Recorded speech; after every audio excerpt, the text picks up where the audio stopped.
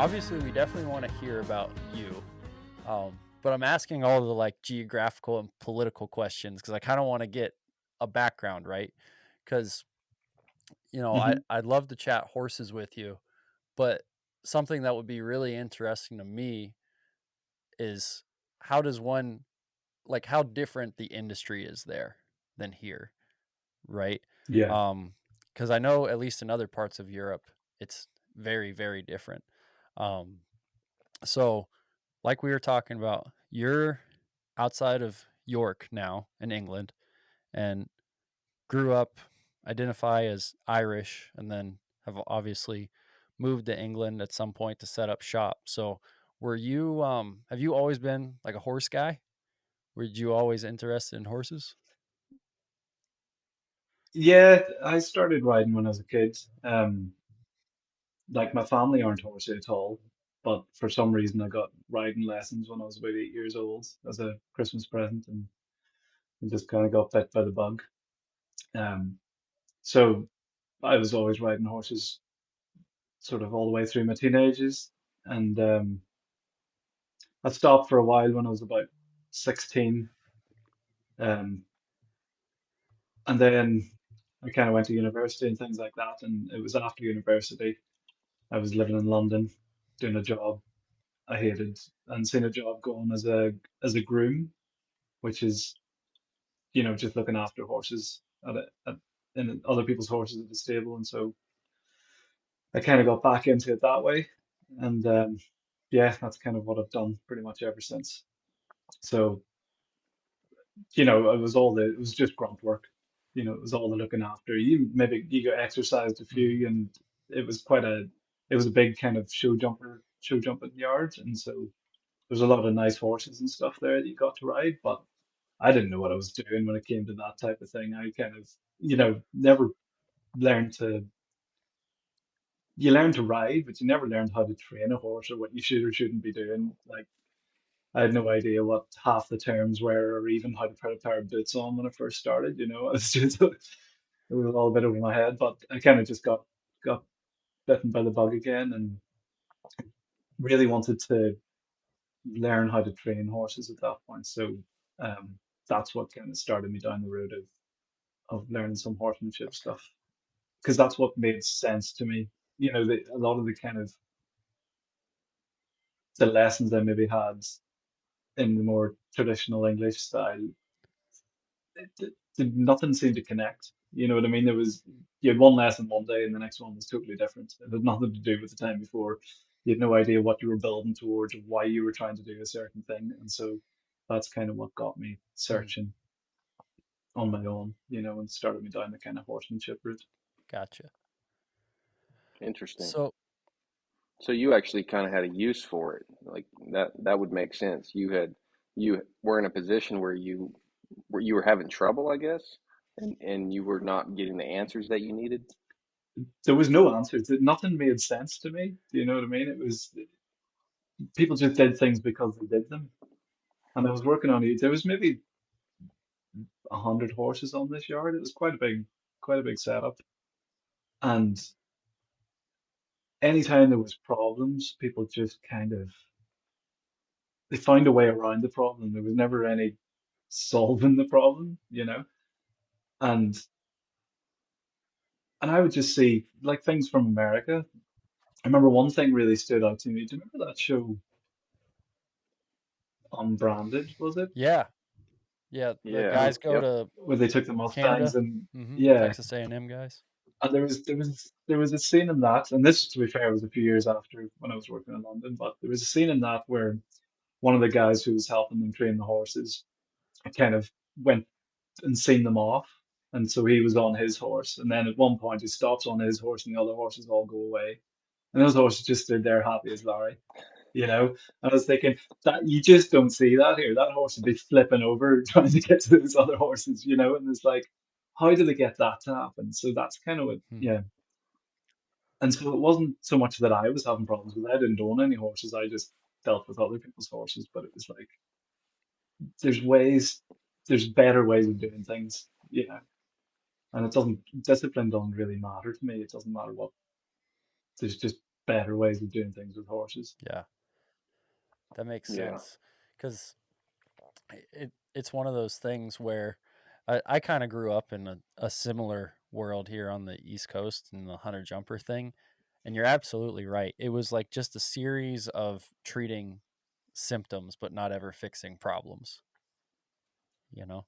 Yeah, I remember I had one horse that I was looking after, and every time you went to let her go in the paddock, she would just take off. You know, you'd never a chance to get the head collar off, and then or she'd rip the lead rope out of your hand. You know, there was no. And so I asked the guy who ran the yard, and he was a pretty big show jumper, you know, quite a well-known name, like what I should do. And his suggestion was to, you know, don't clip the lead rope on, just slip it through the loop, unlike a normal kind of webbed halter, not a rope halter. And then when she goes to pull off, just it would just slip off. You know, so just Hmm. let her do it. Just Enabler. keep the lead rope off like that. Yeah, exactly. And it was just like that doesn't solve the problem, you know, because then she's wanting to take away from you earlier and earlier before you even get her through the gate, and it's just like uh, Hmm. that kind of thing. So, just out of curiosity, um, what was your other job and like what'd you study when you went to university? I did Okay. archaeology. Um, Really. yeah, and whenever I came, whenever I finished school and thought about going to university and that, we were kind of in the middle of a real recession, and so there really wasn't. It was kind of go to university or do, you know, you had nothing. There wasn't much job prospects or anything Hmm. like that there. So I've always been interested in history and archaeology and things like that. So that's what I studied. And I did actually work for probably 6 months or a year as an archaeologist, but wasn't what I wanted to do. And then um, there was my ex-girlfriend who lived in London, which is why I was there.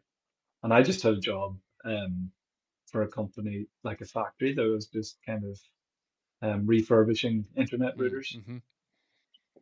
So I just sat in the line, plugging them in, going through the system, sending it on down the line, you know, that was it. So Yeah. Yeah. So I could see where you'd maybe want something a little more enriching.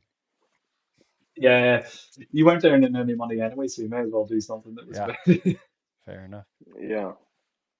Well, I mean, archaeology is pretty cool. So, did you go out in the field, or were you mostly working in a laboratory? No, it was in the field digging. Um, Yeah. so typically, you know, if they're building a new road or something like that there, then um, archaeologists would have went ahead of the Yeah. construction work to kind of. So yeah, I gotcha. Was didn't it find anything great, but it was was mostly it not quite what you thought it was cracked up to be? Because you seem like a pretty impressionable guy. So, did you watch Indiana Jones or like some kind of movie about archaeology, and you thought, "Man, I'm going to do that," and then it wasn't quite what I you think thought it would be? everybody watched Yeah. Indiana Jones, you know, but I think, Yeah, you know, but it's not like everybody became an archaeologist. no, and there's less fighting Nazis than I expected as well, but um, Yeah, you know, for the most part, Ireland's wet. I mean, really rainy, so most part you were just kneeling in mud, trying to yeah, pick out different colors of mud to write in your notebook. You know, it was pretty miserable as an actual job. It was good. yeah, It was the people we worked with were great. You know, it was good fun to be on site and stuff. But yeah, it wasn't what yeah. ultimately what I was about. I get pretty fascinated with that stuff. I watched. I don't know if you're even in the archaeology world enough to find it controversial or not, but there's that Netflix series by Graham Hancock called Ancient Apocalypse, which No, I've I not have my seen it. own beliefs and theories on the beginning of the world and stuff, but it's still pretty interesting. He goes around the world and he's talking about how archaeologists don't really do the legwork they should. So he's got all these theories about ancient civilizations and they visit Stonehenge and stuff like that.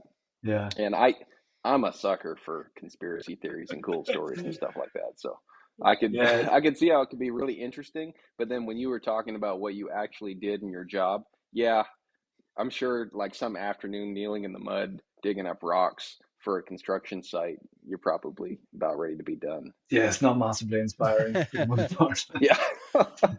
You're not finding lost civilizations. Yeah, that's cool. No. Well, the Mm. reason I asked all that was, you have to go through the process you just described of kind of critically thinking about, why do we have these problems? How do we actually fix these problems? Am what I being told actually addressing the problem, or is it not really doing anything? Is it just kind of enabling that behavior? Um, People can get it from a lot of different backgrounds, but I'm always curious about that, because you have to have kind of a unique way of thinking. And I'm not saying it's necessarily related to your education, but I see clients all the Mm, time who have maybe been taught one way about horses for a long, long time. And then they run into something where it's either you have to change, or life's going to get miserable because you got hurt, or you're just not going to enjoy being around horses, or whatever it is.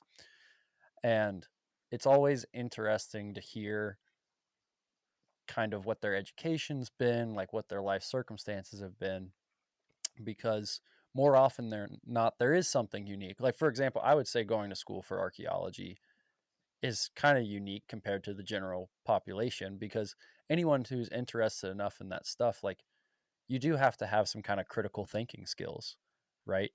Um, mm, and you have to be able to kind of extrapolate and think forward, so to speak. In my opinion, you're the archaeology guy, so you might disagree, but um, there's a lot of, like, in the horse world, there's a lot of people who can just get an answer, especially if it's from someone with the right name, or the right facility, or the right show record, and then they just blindly accept that, and yeah, they're like, "Oh, okay, that's that's what we'll do," and they don't really stop to think, "Does that make sense?" And that's no fault of theirs. People's absolutely, yeah. brains just work differently, um, but it seems like from an from the very beginning, you were kind of trying to figure out why these problems existed. So,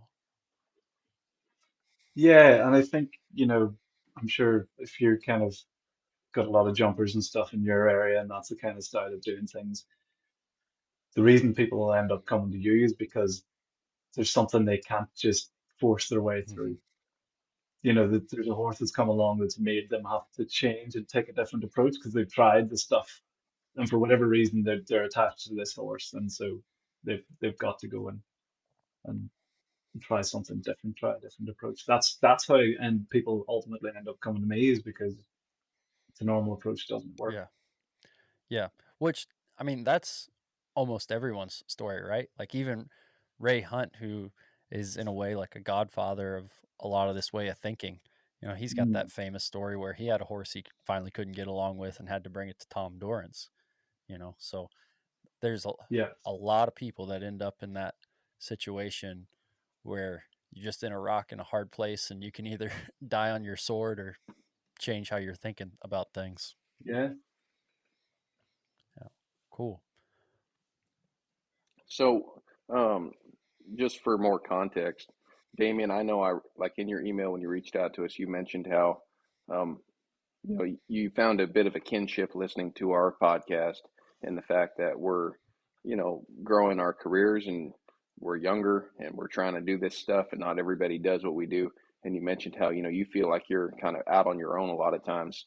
Um, where I mean, Joe and I feel that way, but at the same time, we do have folks around on the continent here, and then there's even other people that work with problem horses in our respective counties and states and stuff like that. But over Mm. there where you're at, do you feel like there's many people that do what you do in terms of being kind of a last resort for these show jumpers or anybody else with a problem type horse? And like, are they making a full time living at that? There's a few people, and it's becoming more popular. Do you know what I mean? So there is more and more people working in that kind of way. Um, there's a few people, you know, within an hour or two's drive, who do who do similar sort of things. I think, like everybody, nobody does things exactly the same way, and one style will suit one person and not suit another, you know. Um, and but I think there tends to be a bit of um, I'm really careful to not pretend to be something I'm not. So I'm not going to put on a cowboy hat and a pair of, you know, big long chinks because that's not who I am. Do you know what I mean? But I think there's there's some people that certainly go and they take on that image because they're the horse whisperer, or you know, and so you get a little bit of that. Um, Yeah. and I don't know, it kind of puts me off people a little bit because you just feel like they're not really being authentic, you know. But I do try and be as fraternal as possible. So like especially when I first moved to this place, nobody, you know, I didn't know anybody and nobody knew me, and so I'd have reached out to a few people that do that kind of thing, and you know, there's one or two of them I'd be pretty friendly with, and you know, pick up the phone and kind of you know, we can talk through something with a horse or business, you know, and so there is people around, and more so, which is only a good thing. There's there's Yeah, plenty of that's horses great. to go around, you know what I mean? Yeah. Yeah. Yeah, because over here, we live in well, I mean, this is the original like cowboy country, but the horse culture has been around the world forever, Mm, for centuries. And but I think even still, as someone who lives here in America, if I thought about the horsemanship industry in England, I don't think of it as this, rip roaring industry, or even there being many people that do it. So it's cool to hear from you, first of all. But yeah, I can totally understand what you're saying. And you might even have kind of an advantage at that, because you're over there and you're probably gleaning insight from people that aren't even on the same continent as you. You're not close enough to be around them all the time, so you really have a chance to take in information, practice it, use it. And then as far as your personal, just the way you conduct yourself, or the way your horsemanship progresses, and just how you dress even, you have a chance to think about if it's really you or if it's just the influence of somebody else. yeah, exactly. um, Yeah. so that is a neat advantage. Now, on the other hand, do you feel like, I'm just trying to get a feel for, like, let's start back at the beginning, I guess. You said, you mentioned that you saw those guys on the documentary. Mm. Was that the first time that you saw something that really made you think, man, there's a different way to work with horses? If not, No, what was that? it wasn't. I think the reason that sort of stays in my mind is because when I was watching it, I pointed it out to somebody else. To see, that's Yeah. that's how it should be, you Yep. know, type of thing. So that's kind of why it sticks in my head. But funny enough, it was when I was visiting home. There's a guy who lives fairly locally to where we would be in Ireland, and he's into his kind of his Western riding and stuff like that there. And so my dad took me down, and like we got chatting to him. I was kind of like, so where'd you learn to do this type of stuff? And so he's the one that actually put me on to Clinton Anderson. I'm sure Mhm. you've heard of Clinton. Um, Mm-hmm. and so started watching his videos on YouTube and started just getting an idea of things like pressure and release and basic groundwork and all this type of thing. And so I just started messing around with horses at that point. Any horse that I had kind of access to, and kind of practice it where you could. Um, and after that, it just became, you know, as much as I could kind of find on the internet. I actually signed up to Warwick Schiller's Mm, subscription. mhm. Um, he's kind of gone down a bit of a different path now, so I don't follow him so much anymore. But back then, it was very black and white horse training, you know, and it was very much the kind of, it was nicely structured. It was like the horse needs to be able to do this before it can do this, and before it can do this, before it can do this. And so that was kind of, and what he was very good at putting in layman's terms was kind of the principles of training horses and things like that. Um, so that's what really, I just absorbed that. And so from then, once you kind of understand a little bit more about how they think and how they do things, then you could apply it in all sorts of different ways.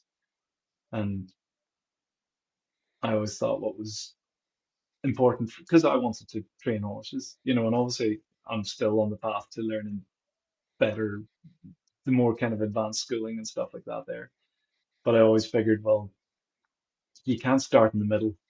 If you're going to learn to train a horse, you have to learn to how it all starts. And so that's how I've ended up just breaking in Yeah. Hmm. horses because that's Yeah. where I'm at. That's the bit I know. Yeah. You know? Well, in my personal opinion, not that I'm an expert, because like we said, we're all kind of in like a similar stage of life that way. But when you're young, like you said, learn to start colts. And if you're up for starting colts, start them and get that in. And obviously, I guess if you wanted to choose to stay there, you could. For me personally, I've got some older horses, and I try to work on some kind of higher furthering education type things. But Mm. yeah, like you said, you'd have a hard time. You'd have to be in a pretty unique environment to get really good at finishing horses and never have experience starting horses. You know, I think in England there's a yeah. lot of that. People who like dressage is a prime example. They might get a young horse, but someone's got it to the point of, Mm-hmm. you know, it can walk, trot, and canter, and a nice frame and everything like that there, and then they take over and can school it on up. But it's like, yeah, it's, But that. that comes down to what's your definition of a finished horse. Because for me, a finished horse doesn't wheel away when you turn them out in the paddock, even if they can do Grand Prix dressage, Yeah, right? yeah, yeah, you're Um, absolutely right. Yeah. so not to, and again, I'm not. I'm just saying my opinion. I'm not trying to poke fun at those people necessarily, because a lot of times there are people. There's a lot of people that can do way more than I can. But in my opinion, you do like those basics and understanding how to start horses. That will only benefit you in developing a Hmm. complete skill set. Well, I bought my own horse last year, um, for exactly that reason, to Mm-hmm. be able to have one to bring on, rather than just ride it for 6 or 8 weeks and then it goes home. Um, and he's a PRE, Andalusian. He's a really lovely big horse that I started for a client and then bought off the client. And I've just started getting lessons off a Spanish classical dressage guy, Awesome. and that's been Hmm. really interesting. Learning much more about the biomechanics and the kind Mm-hmm. of, again, he's got his own thing of what needs to come first, Mm-hmm. second, third, and Yeah. kind of developing that horse and the changes I've been having. I had a lesson this morning with him. I've had 3 lessons now, so that's 6 weeks. The changes in that horse already are huge. So I Yeah. find that, That's awesome. yeah, that gets me up in the morning. Well, Yeah. and like our Yeah. teacher, Ben, one of the guys we've learned a ton from is Buck Brannaman. We talk about him on here a lot. Mm. And one of the things he's always said is until you know how to finish one, you really don't know exactly how to start one, right? So Yeah. you have to go and kind of seek that higher education and then you know exactly how it's supposed to feel.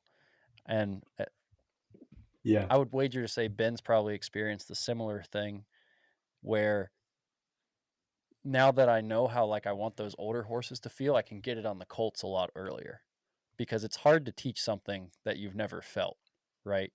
But once you've felt Yeah. it and you start to feel it more, obviously you're not going to like do the first ride and have everything perfect, but you kind of have like a heading, like where you want to go from the very beginning. So yeah, I think Hmm. that's great, man. I'm glad that's turned out to be really valuable for you so far. Yeah. Yeah. Yeah. I'm really enjoying Well, I that. mean, that's like anything in life, right? Like if you were going to go skydiving, you could practice all you want, but there's no substitute for stepping out of a perfectly good airplane. Yeah, And that's someone I've never been skydiving, but I can imagine if I was going to go, I could get all the gear and do all the practice, but I won't really know what it's like until I've jumped. And then maybe I'll think of some things to practice. Maybe I'll yeah, just have to keep jumping, but it's one of those things like Joe just said, you don't have the you don't have it all put together to start a colt just right until you've made a horse better.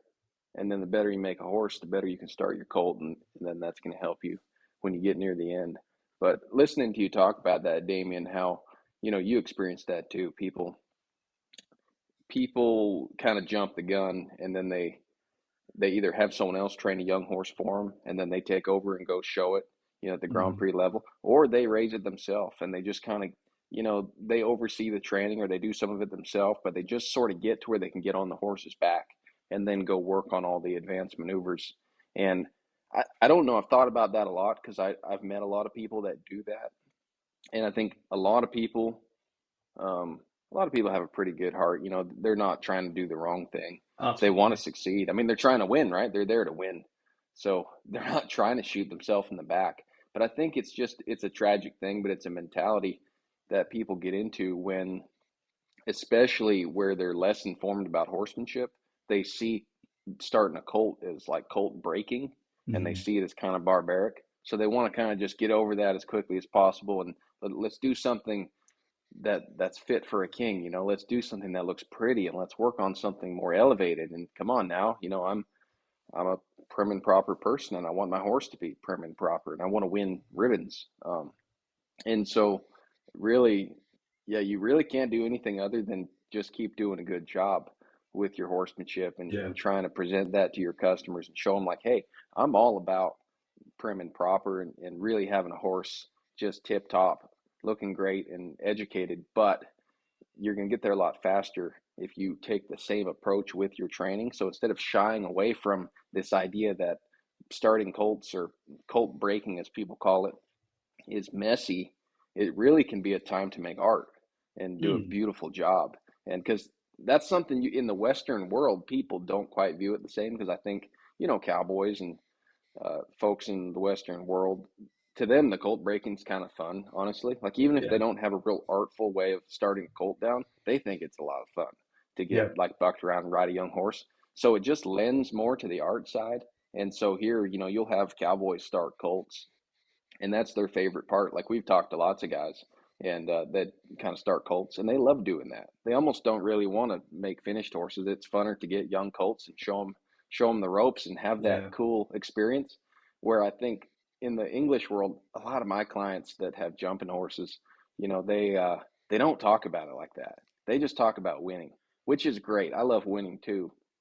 But the more educated they get, like, say over the course of 30 days, you're riding a horse for them, and they kind of dropped it off with you for you to do a cowboy job on their horse Just get so on and that go. it can Yeah, go win. Yeah, yeah. So as they come by to visit, I really take my time to talk about the simplest thing I'm doing as if it's like winning the biggest ribbon in the land. And some of them don't catch on, but a lot of them do. And after a while, they start to realize how much fun that can be and how important that is. And I think the more they get interested in the education at the beginning, mm, the more they talk about it, and the more they go, my next horse, I want to get him started this way.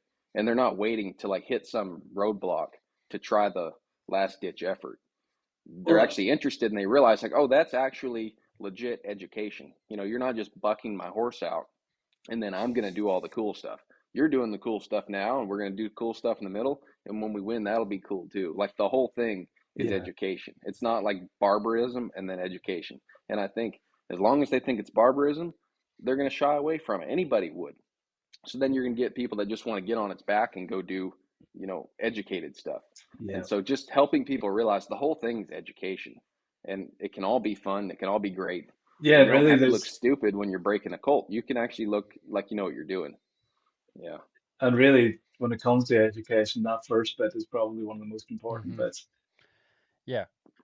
You know, I Yeah. think So helping people realize that and take pride in it, I think, is a big part of it, right? Because you can tell them that till they're blue in the face, but until they realize that Like there's nothing to be looked down on for still being in the beginning stage. Like, is that Yeah. making sense? Because Oh yeah. people will take that very personally. Like if they say, "Oh, your horse is green," they think you're saying, "Oh, your horse is bucking you off," when you're not. You're actually giving them a compliment. You have a young green horse, but you're doing a great job.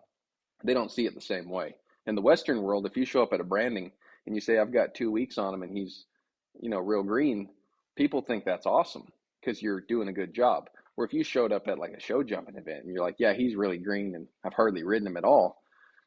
I mean, before you even get on, people are gonna be like, "Man, what's wrong with you? Why don't you have Yeah. an older, educated, like nice horse?" Yeah. And so it's just viewed differently. Well, I think it's starting horses is it is an art, because you can have your system, but I don't know about you, but my system changes with every single horse. It's never the same. And I kind of have a rough guide of what I go with, but it's never the same. And I think what you were saying, what changes people's mind is when they come to ride and they get on, and that horse feels safer than their 10-year-old. Yeah. They're getting on and they're Yep. holding on and they think it's about to go, something might Yep. happen here, and it just walks off, So, Mhm. Yeah, that's pretty fun to watch. a lot of the time I prefer to get on a horse that has never been ridden, that I've done the prep, than get on someone else's older horse that I don't know what it knows or what it doesn't. Yeah. Well, and I get that a lot of times too. Someone will send me a horse, and we've laughed about this before. Someone will send you a horse and say, "Hey, I did all the homework. I've already done all the groundwork. All you have to do is Just, ride it." yeah, yeah, And maybe they're the person you can have the conversation with, and maybe they're not. But either way, what I do when I get home, I don't just get on that horse. never. I'm just going to start like I never saw it. And even if it's their 10-year-old. And again, that's something sometimes you can tell the client. Sometimes you just kind of nod yes and go home and do what you were going to do anyway. But you still start from the beginning anyway because you don't know where that thing's at. Exactly. And anybody who says, "Oh, I've done all the groundwork, someone just needs to get on it," it's like they're not backing themselves much, are they, if they're not getting on? Someone, It's like, someone, not That me, that's but a good someone. point. Yeah. yeah.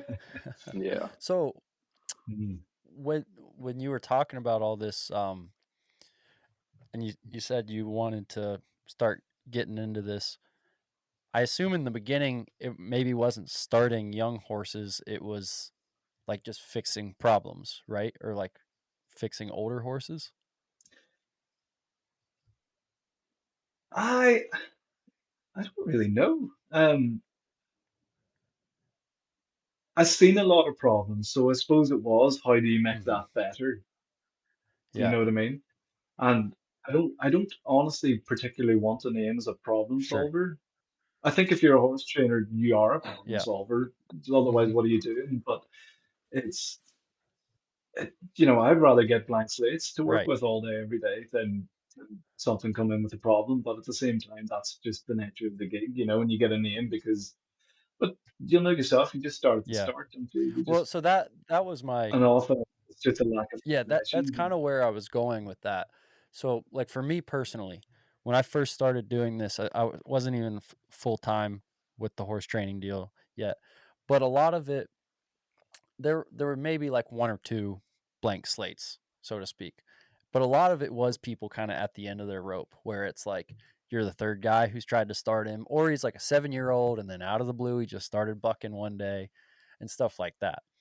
And Mhm. as things have progressed and as I've got more experience and maybe some more people like know who I am, it's starting to be more of those blank slates.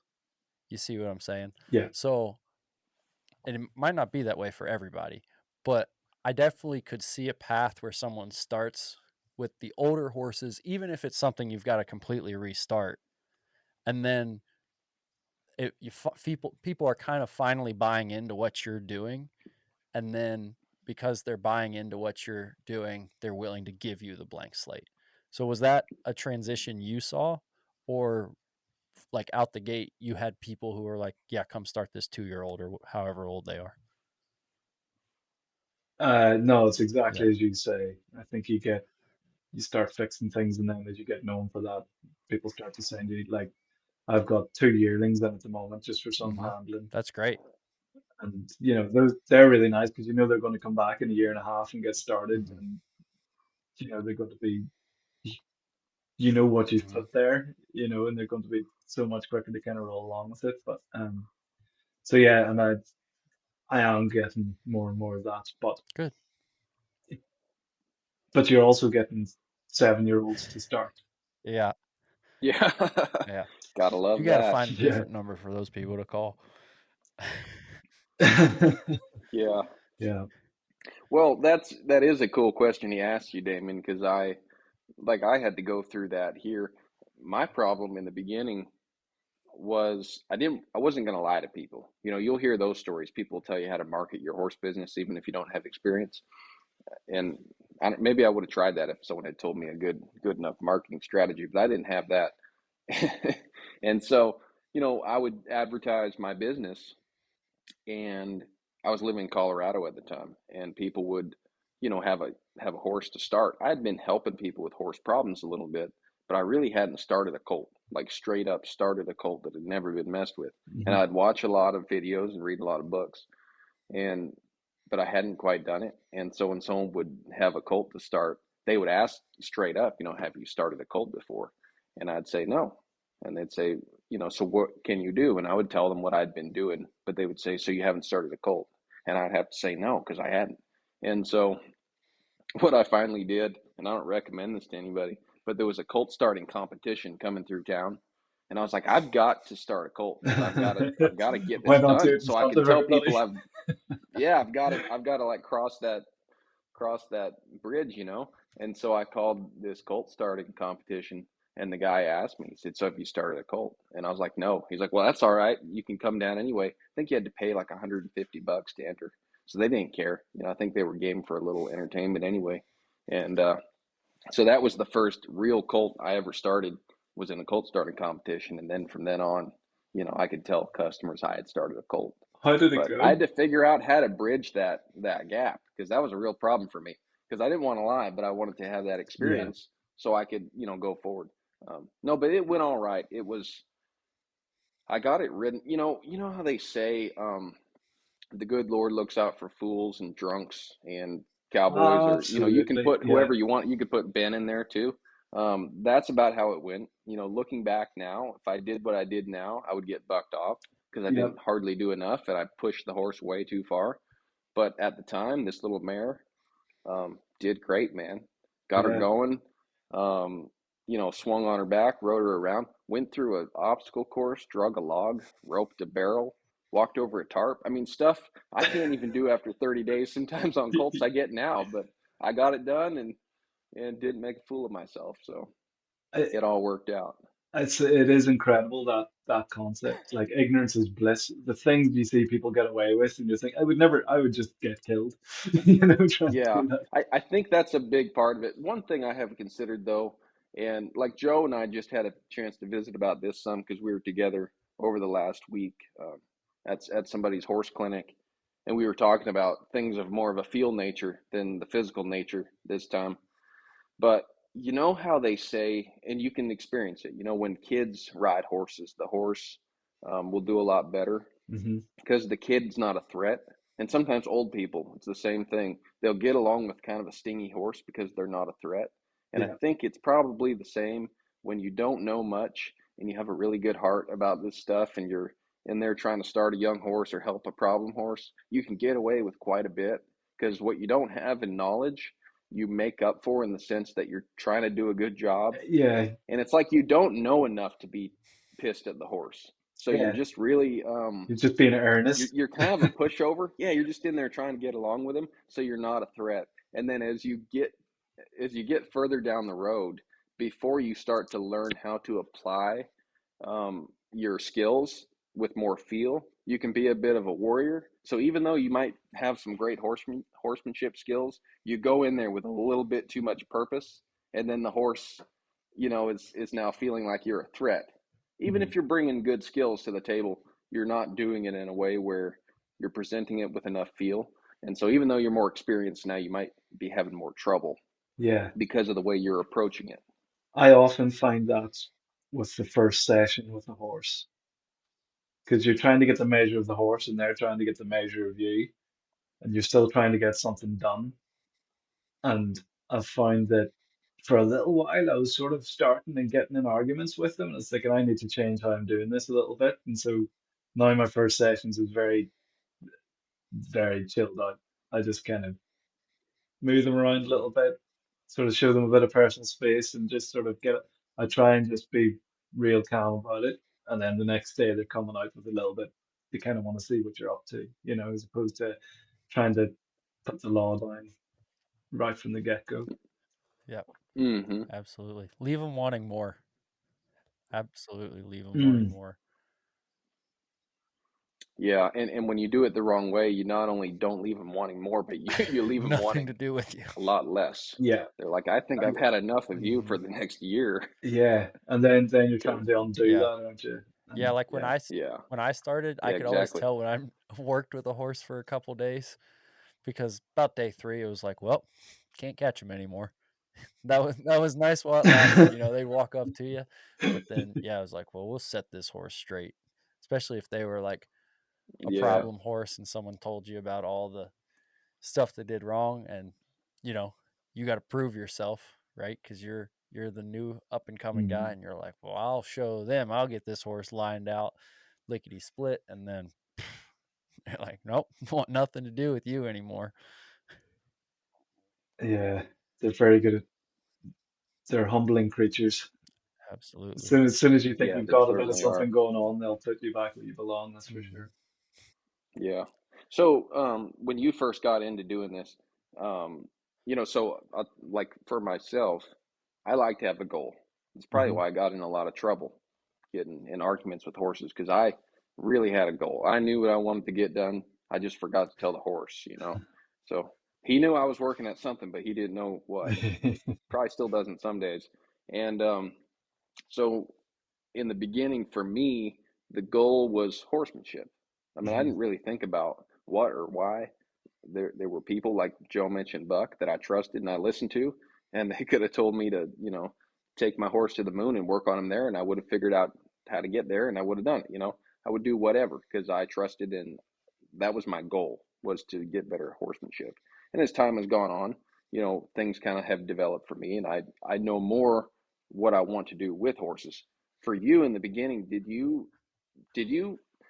obviously you found horsemanship and it helped you get your job done, but were you trying to become a jumper or do something in the show world, or what was kind No. of your goal aside from horsemanship to like kind of your end vision, and has that changed over the couple of years you've been doing this now? So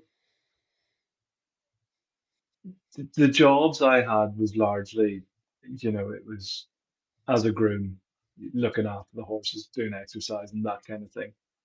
And I suppose I wanted to step above that.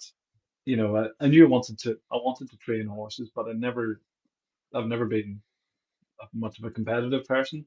Never really had much inroads to doing things competitively because I didn't have my own horses or anything like that there. Um, and so I suppose all I knew is I wanted to train horses. And I went out to Australia for a couple of years, and that's where I was like, managed to make some contacts and was like, all right, I'm going to go and really, instead of doing all the groundwork, I'm going to go and train some horses, and work with some trainers. And so um, at that time, I was just kind of seeing where it took me. I didn't have any hard and fast plans. Um, I spent 2 years there and I worked with some really good horse people. And one guy I worked with, Ray Matthews, he broke in thoroughbreds for racing. That was, you know, it was just factory line. You were riding 12 horses every day, and every one of them green as grass, and there was no groundwork. He hobbled them, put a saddle on, and put you on them. Yeah. And so I really learned to ride a Yeah. colt I was there. gonna You know say what I mean? That's like, that so sounds that like was, if you survive, like that's like the exact yeah, experience a Colt starter needs, right? Like if you yeah. survive So that, that's what kind of gave me the confidence to come back and say, all right, I think I can do this. But obviously with a little bit of groundwork involved because I never want to do that again. yeah, I bet. I mean, it was amazing how much those horses just take. It is unreal. But yeah, they knew nothing when you got Yeah, on, so I really learned how to get a little bit done there. good. Well, That and was part of invaluable. developing feel is just a volume thing too, right? Like no matter what you're doing, Mm, if you can go and like sit on 12 horses a day every day for an extended period of time, you're going to develop feel if you're kind of halfway aware yeah. of what you're trying to accomplish. One of the things that I really focused on, I don't know why I focused on it, and I think it was this idea of knowing where the feet Hmm. are. And I think to get a good idea of that, you have to think about it. And so where we took them, he had like a square mile, and there was a lot of tracks through like this woodland and stuff, and all the way around the outside was a canter track. So, and you might, when they were getting towards the end, you might trot two, canter one, sort of loops around this thing because they were going to the track. And so I would always make sure that depending on which way around I was going, that I was on the right trot Hmm. diagonal, so I was always on the right one. And so now when I'm sitting, I just know exactly where it is and never have Hmm. to look, and I think that was just one of those little things about feel that is like, you need to know where, Yeah. just getting a feel for those feet. And then you're riding 12 horses around there every day, you soon get that feeling. Hmm. Yeah. I just need to know where the back feet are now. I don't know. Yeah. Well, if you're trotting, Yeah. it's not that hard to figure out because they're connected to the front one. Well, yeah. Especially on those big old horses you got over Yeah. there. Yeah. Um, I guess where I was ultimately going with that though was, for instance, I live on a ranch here in Georgia, and so, I'm practicing horsemanship day in and day out, riding outside horses and my horses. But at the end of the day, it's pretty easy to test out if I'm doing a good job or not. We've got cattle. Mm, On Saturday we brought them all in. We separated them, gave our cab shots. We had to doctor one. So if let's say we needed to rope a calf and doctor him, if I told the guys, "Hey fellas, I'll put my horse up and I'll do the groundwork," well that meant that I guess I must not be doing a good job because my horse, although I'm riding him all week and getting a lot done in horsemanship, for some reason I can't work off of him. So what are my goals, right? So no, when we go to doctor a calf, I mean, I'm polite to the other guys, but I'm the first one that's going to shuck my rope down. I want to get in there. I've been yeah. preparing my horse for that job. And so I understand that I am very lucky in the sense that I have a job readily available right there for my horses to go out and, do an actual job where I'm not just working on the maneuvers for the sake of Mm, the maneuvers or working on horsemanship just for the sake of it, but I'm doing it so that I have a job for my horse to do. And even throughout the years where I didn't know exactly what I wanted to do with horses. I had the horsemanship to work towards, and then I've had a job like a cowboy type job alongside that to really test my skills, but also to give my horses some purpose. I wasn't just riding them in the backyard where they felt like I was drilling them every day. Although I'm sure they still felt like I was drilling them some days. yeah. And because I'm the kind of guy, I really need a goal. I don't need just like a general idea. I need a goal and I'll work towards it like nobody's business. But I do need to make sure the goal is there. And so I guess I was wondering, like in your situation, do you do you run into that ever where when you're working with your horses, I'm just, again, this is almost a geographical thing for me, is I'm trying to picture where you are and what type of land you have to ride on. And are you just Mm. working in a small arena and practicing horsemanship, or do you have like a space to go simulate a job for your horses outside of the arena? That's a really good question. The lack of things to do with your horse here is a real issue, and I think that's something that the likes of Australia and America really have. Because even if you're not trying to rope off one or something like that, there, if you've got a big enough place, you can trot for 2 miles down to the fence and check it, or and that is really hard to simulate here. So I've got a little round yard. I've got a 20 by 40 arena, and I've got I'm sort of my yard I rent is part of like a 300-acre farm, but it's all arable. So for the most part, I've kind of got the verges Mm, of those big fields to go around, and then we've got the road into the village. So it's kind of just riding around that and working a little bit in the arena. And I'll kind of set up some obstacles and stuff for them, to make sure they can go over things. And I'll teach them to drag something, and I'll do things like that. But yeah, as far as going and doing a job on them, they just don't mm. exist. Can Yeah, can you You I can ride know, your horse understand into that. the village where you're at? Like, would that be weird? Oh, that's yeah, pretty cool. Yeah, that's pretty yeah, That's slick. awesome. yeah. Do they have a hitching post for you? Depend on the horse. No, no, I mean, there is a pub. I mean, it's quite common to go to the pub with your horse and just Well, that sit sounds like a outside. job to me. Okay. But Yeah. yeah, Yeah, So we'll be right over. but I've not done that from where I'm yeah. based yet. I think But in all but seriousness, like a job could be, say it's 150 years ago, the job could be, "Hey, horse, like you're how I get to town.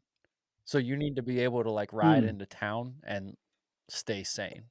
Right? Like that's a legitimate job for yeah, a horse because that was a job for a horse. And so Yep.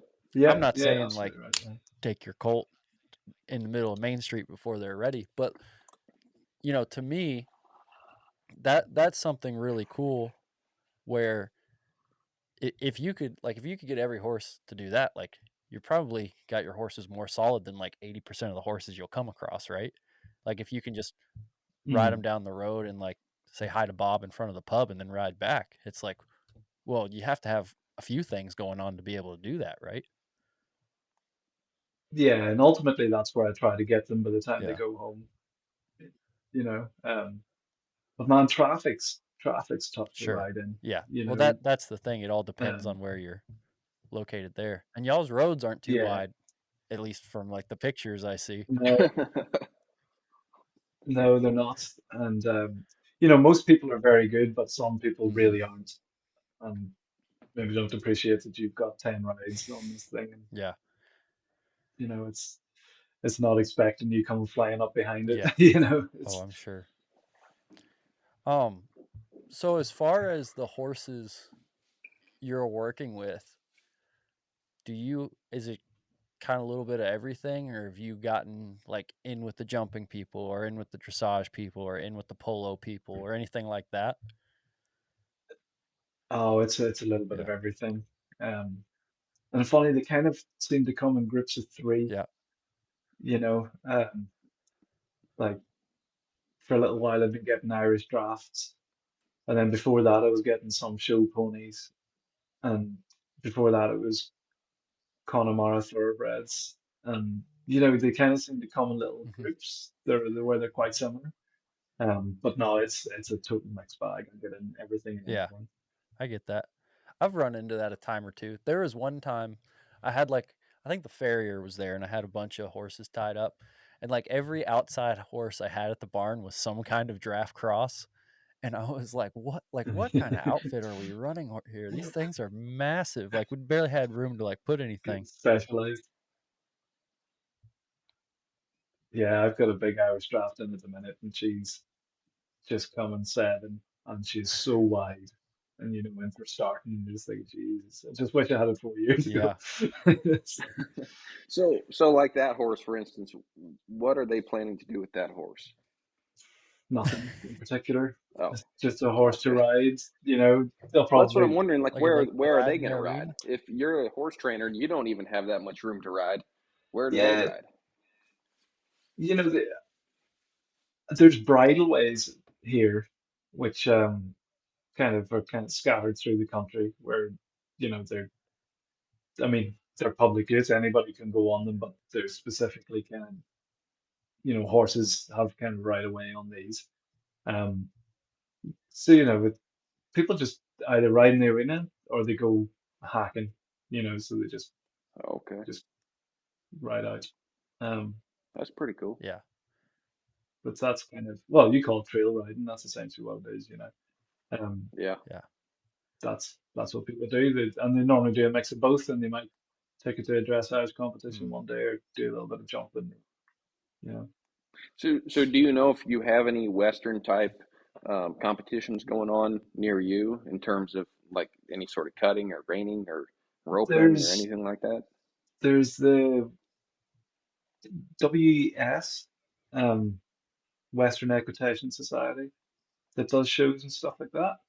Um, so there is a following for it, and it is getting more popular.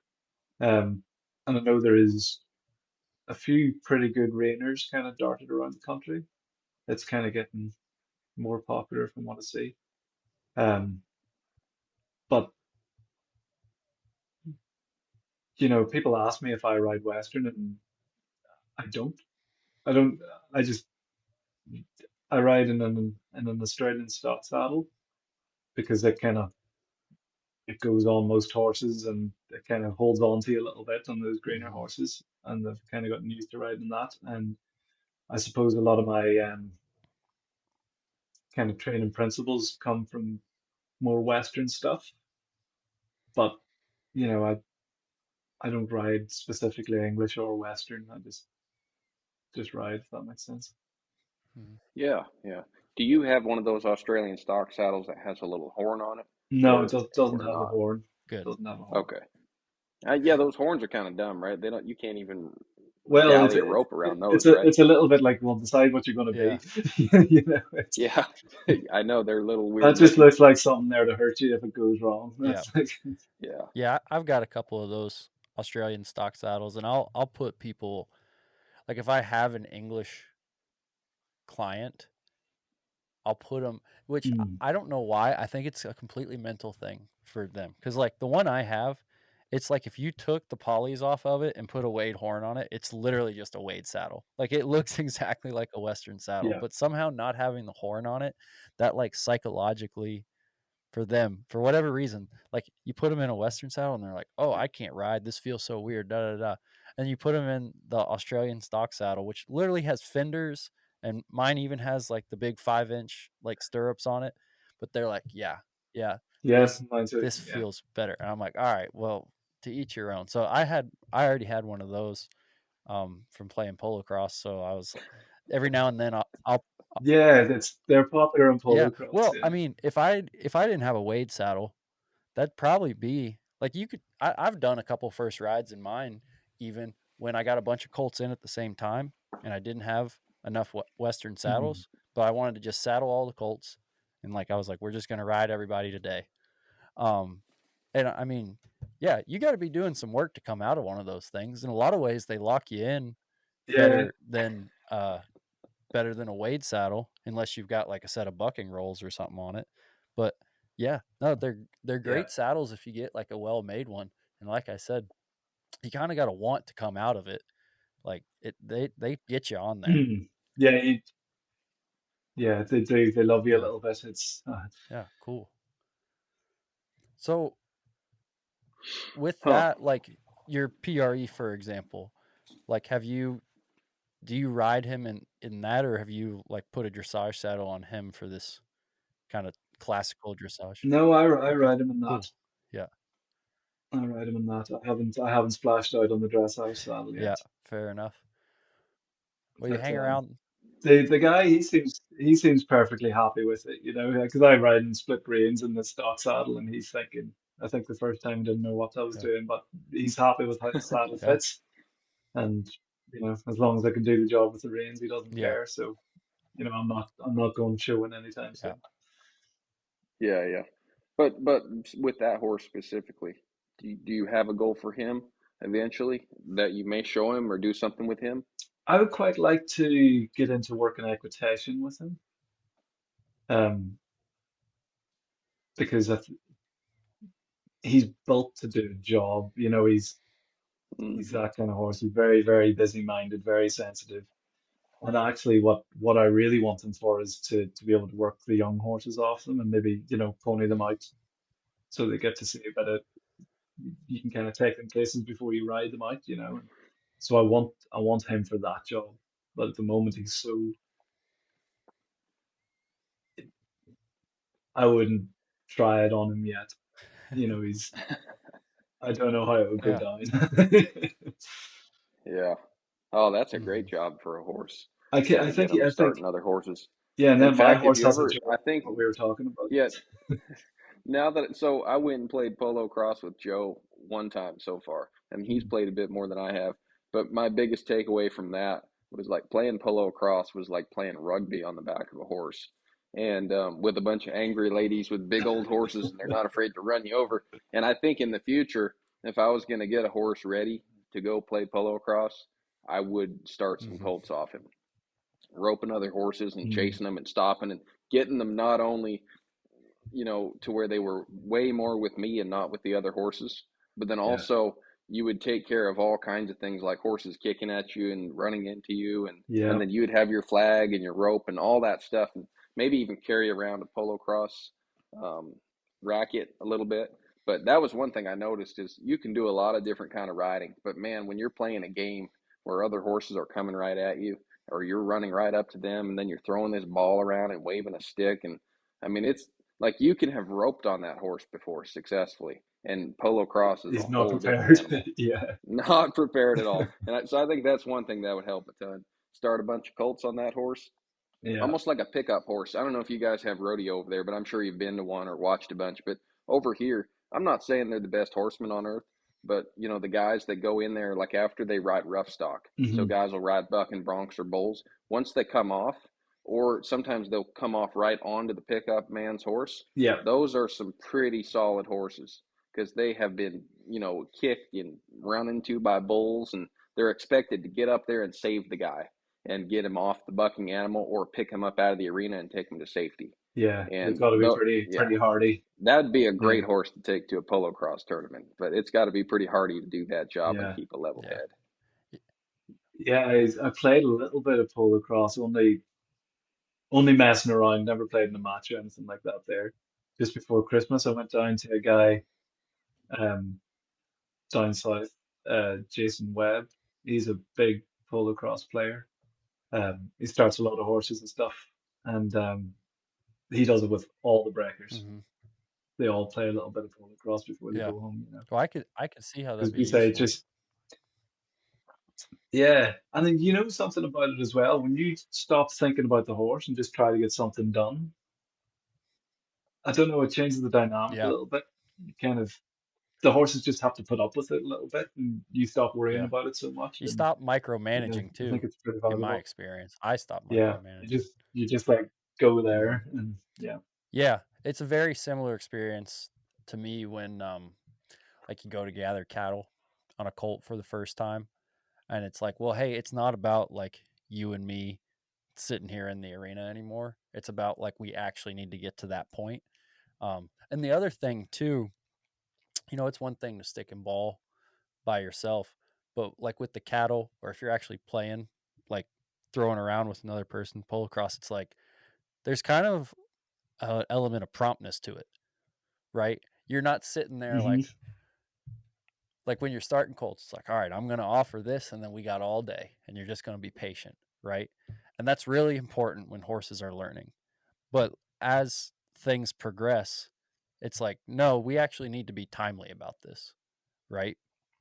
And doing that in Yeah. a way where you don't offend the horse, that's kind of where the art part of it comes in. But that's something I do see sometimes is people never get past that.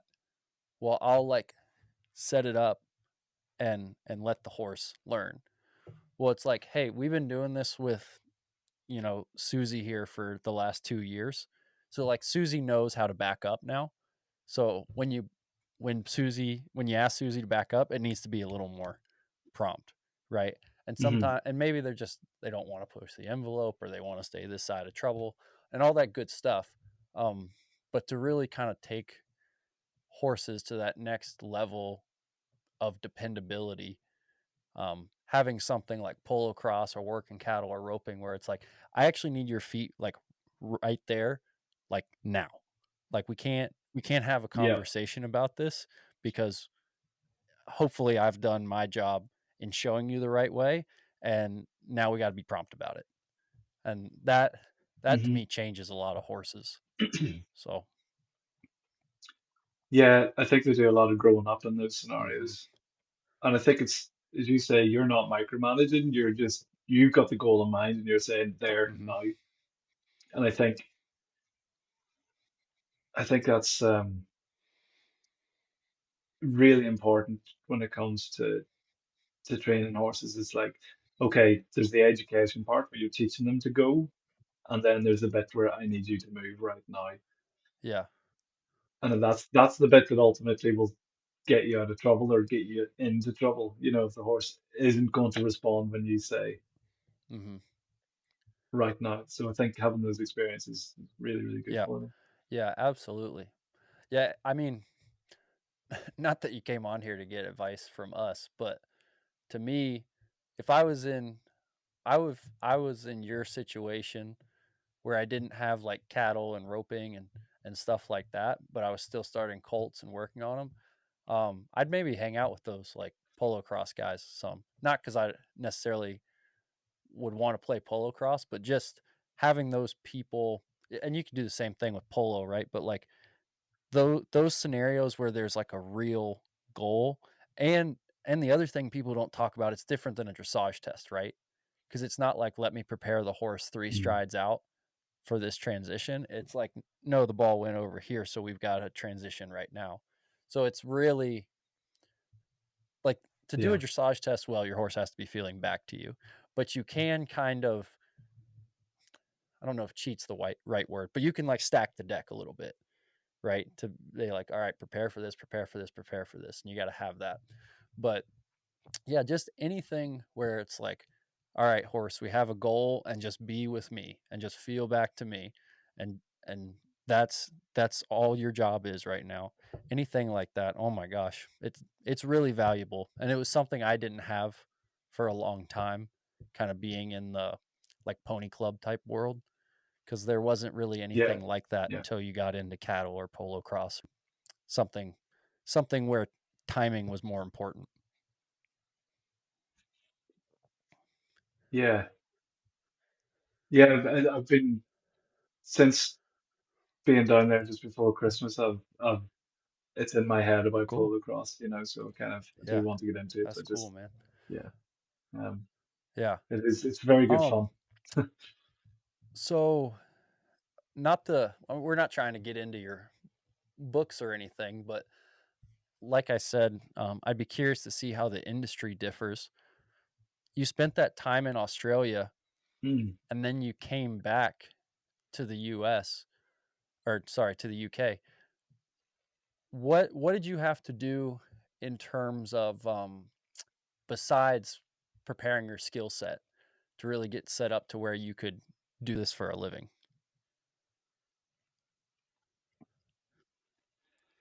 Um, it kind of happened. I came back intending Hmm. to work for somebody else, um, and I started working for um like quite a high level dressage rider because again I thought right I want to learn some more kind of higher end school and stuff, but we just didn't see eye to eye.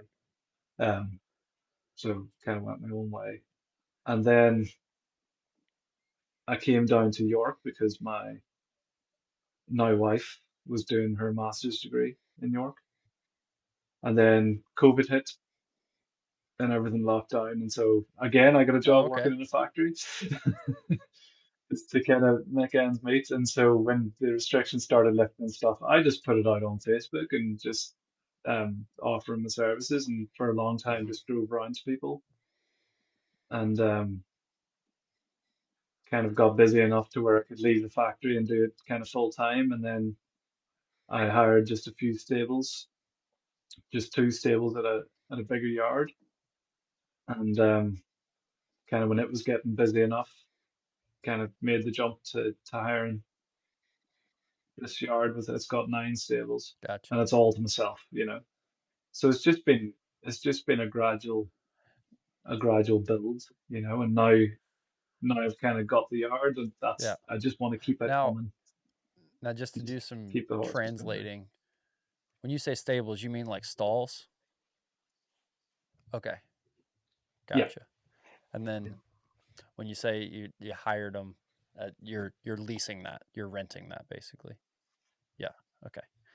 Yeah, Thought yeah, so. But yeah, yeah, just when I think of a stable, I think of like almost like the whole barn, if that makes sense.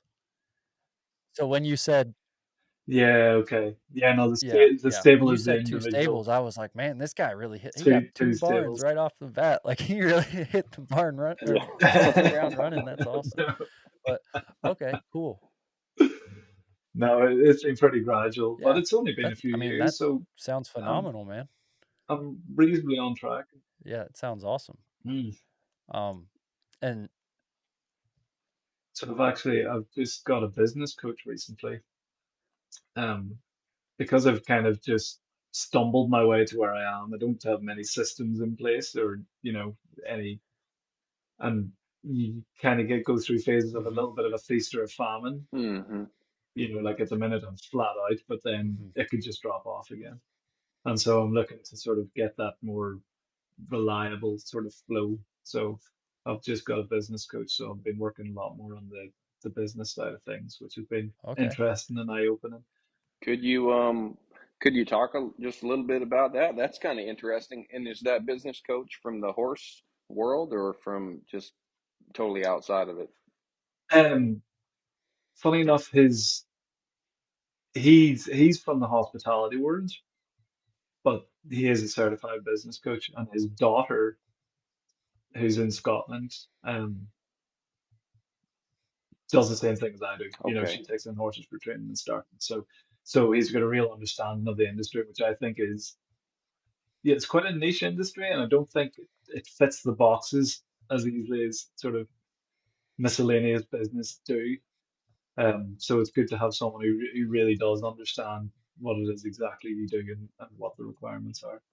Um, so, Again, like Joe said, we don't want to pry into your books or anything, but is there anything that he's oh, it's had you fine, yeah. do or change that have been significant or things that you really didn't think of on the outset?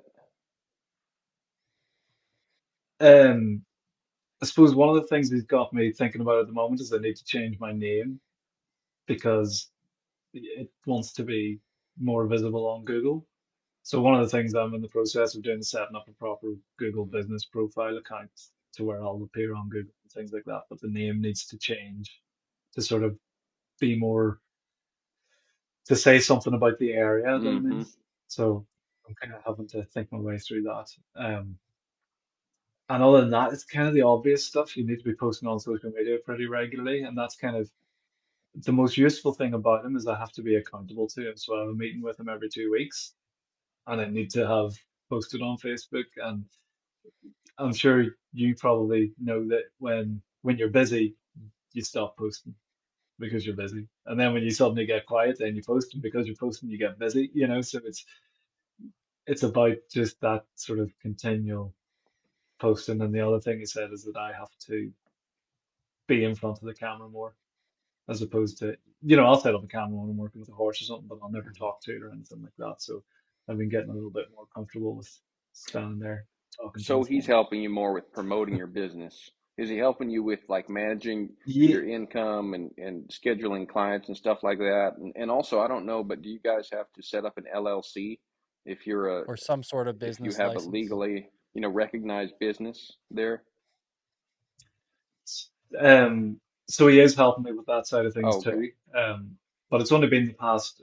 I've only been doing it about 6 weeks or so. So we're only getting going, but it's about getting clients in the door, and then we're starting to build all those systems and stuff. And yeah, definitely looking at the money side of things and whether what you want to get out of the business is achievable in its current format and things like that. Yeah. Okay. Um, but so there's two types. You can either be a limited company or you can be a sole trader, and they just have different. The only difference really is as a sole trader, you are the business, and as a limited company, obviously you're an employee of the business, and so it just kind of it depends basically on income. If you're earning, if your turnover is X amount, then it probably makes more sense to be a limited company, but it gets far more complicated Mm-hmm. tax wise.